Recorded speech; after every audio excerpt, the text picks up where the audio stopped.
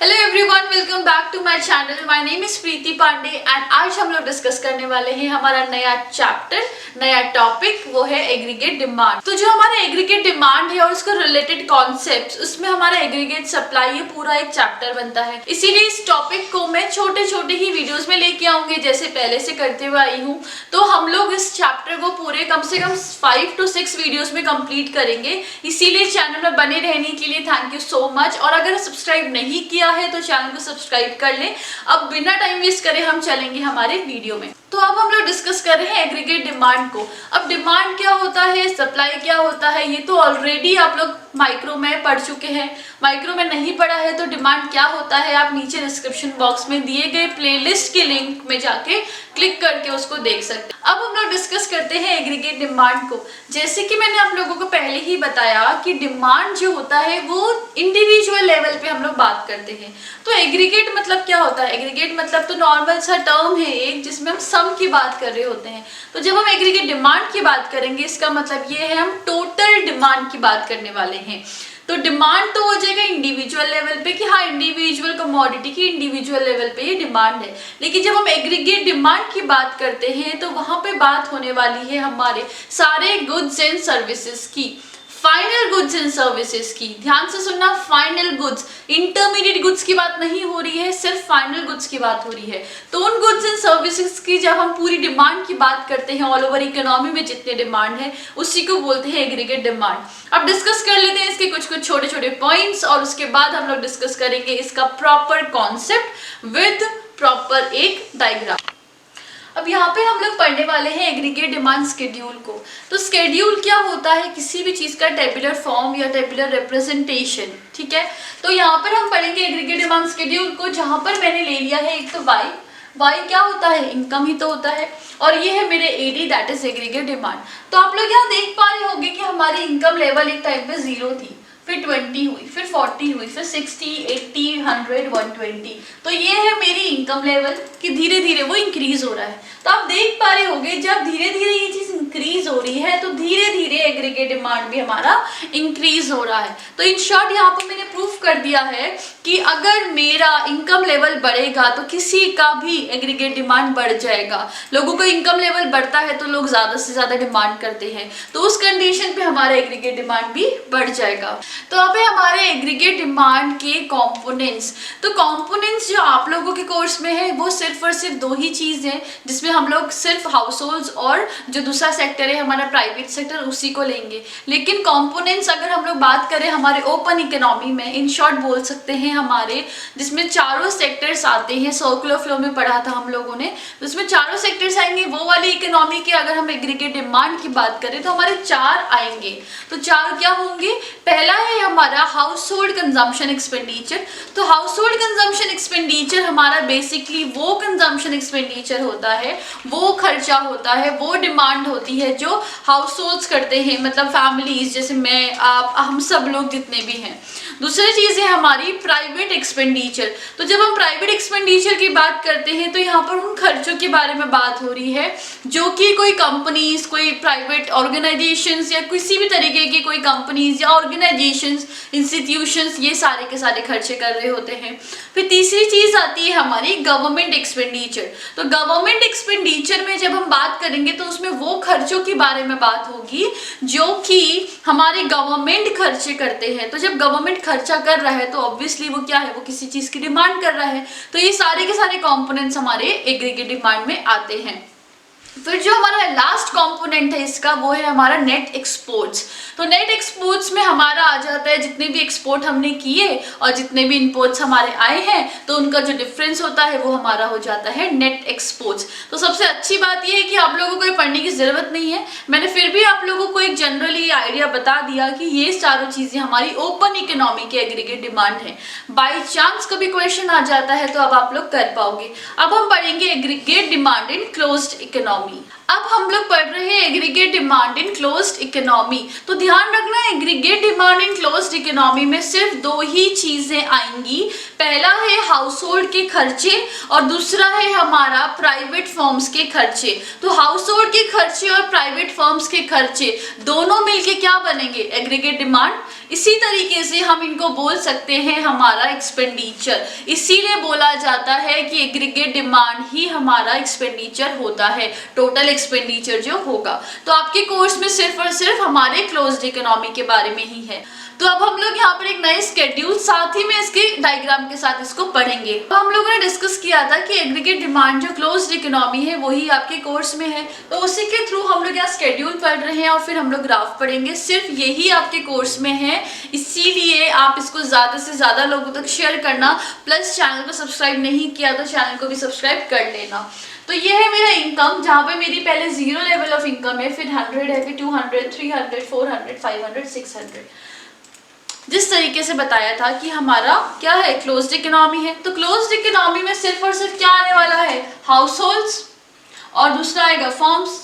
तो house hold क्या करते हैं? कंजम्पशन करते हैं, और फर्म्स क्या करते हैं? इन्वेस्टमेंट करते हैं। इसीलिए हमारा एग्रीगेट डिमांड हो जाता है सी, मतलब कि कंजम्पशन, और हमारा इन्वेस्टमेंट मतलब कि फर्म्स का जो होता है, तो ये हमारा बन जाता है एग्रीगेट डिमांड C प्लस आई।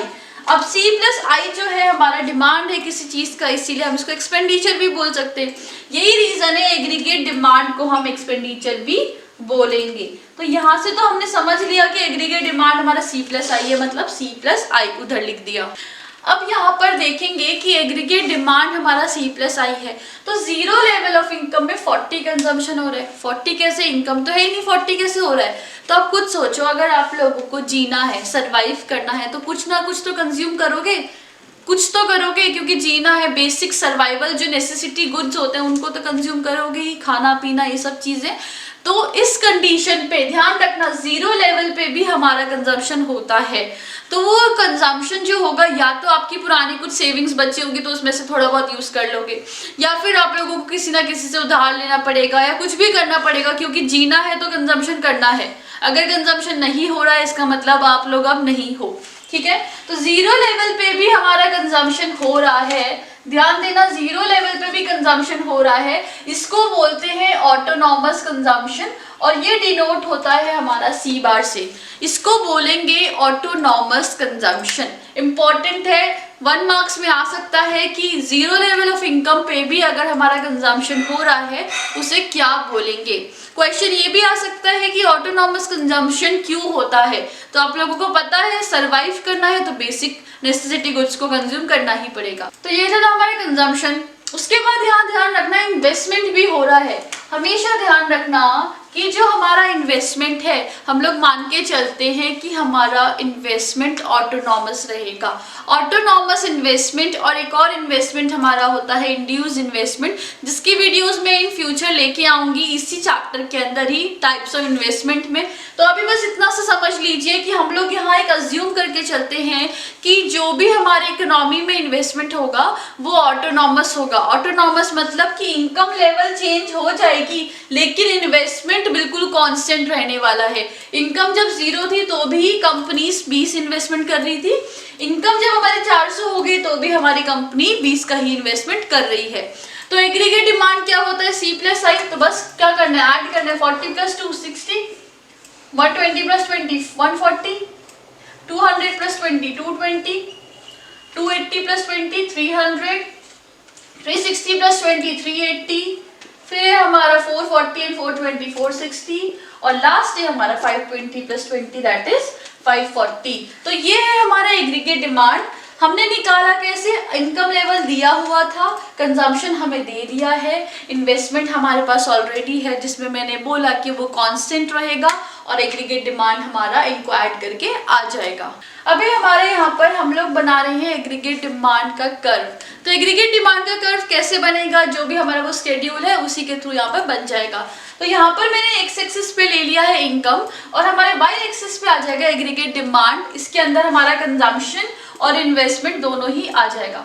तो सबसे पहले बहुत इजी सी चीज हम मार्क कर देंगे, वो है हमारा इन्वेस्टमेंट। इन्वेस्टमेंट आप लोगों को दिख रहा है कि वो ऑटोनॉमस है, और ऑटोनॉमस इन्वेस्टमेंट क्या होता है, जहां पर हमारा इन्वेस्टमेंट अलग अलग लेवल ऑफ इनकम के साथ भी कांस्टेंट रहता है। तो वहां पर हमारा इन्वेस्टमेंट दे रखा है 20, तो अराउंड समथिंग यहाँ पे मैं मान के चलती हूँ। यहाँ पर हमारे 0 लेवल पे भी इन्वेस्टमेंट 20 था, 100 लेवल पे भी 20 है, 200 पे भी 20, 300 पे 20, 400 पे 20, 500 पे 20, 600 पे 20। तो हमारा बिल्कुल इन्वेस्टमेंट जब कांस्टेंट है तो हमारा यहाँ पर एक स्ट्रेट लाइन बन जाएगा।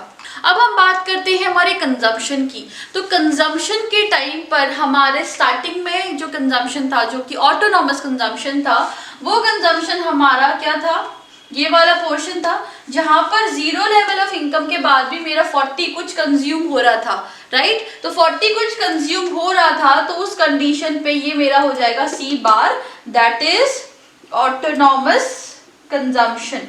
ये क्या हो जाएगा हमारा ऑटोनॉमस कंजम्पशन। ये क्वेश्चन आ जाता है टू मार्क और समथिंग, तो ध्यान रखना 0 लेवल ऑफ इनकम में जो भी कंजम्पशन होगा that is known as autonomous consumption. अब कंजम्पशन का कर्व कैसे बनेगा, वहां पर आप लोग देख सकते हो। तो अब हमारे 0 लेवल पे कंजम्पशन हो रहा है जो कि है 40, तो ये तो होता है ऑटोनॉमस कंजम्पशन। तो मैंने यहाँ पे कंजम्पशन कर्व के लिए यहाँ से मार्क करना स्टार्ट कर दिया है। फिर जैसे ही हमारा 100 हुआ तो मेरा 120 हो गया। इसको आप वो मत करना, मैंने नॉर्मली सिर्फ इसको समझाने के लिए करा हुआ है, जरूरी नहीं है ये चीज बिल्कुल एग्जैक्ट हो।